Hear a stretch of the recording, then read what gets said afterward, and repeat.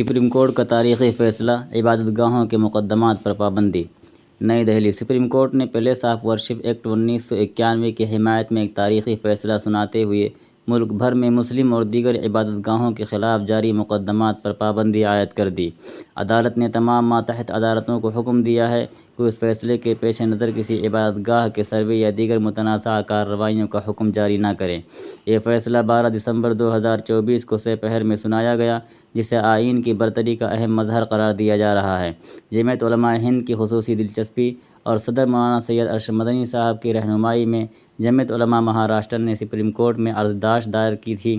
عدالت نے palace of worship act کو کالعدم قرار دینے کے لیے دائر تمام درخواستوں کو مسترد کرتے ہوئے اس قانون کی اہمیت کو تسلیم کیا۔ مرحوم گلزار احمد اعظمی صاحب کی دائر کردہ عرضداشت کو ان کے انتقال کے بعد مولانا سید ارشد مدنی صاحب نے آگے بڑھایا۔ یہ فیصلہ تمام مذاہب کے احترام اور ملک میں امن و امان برقرار رکھنے کے لیے ایک سنگ میل کی حیثیت رکھتا ہے۔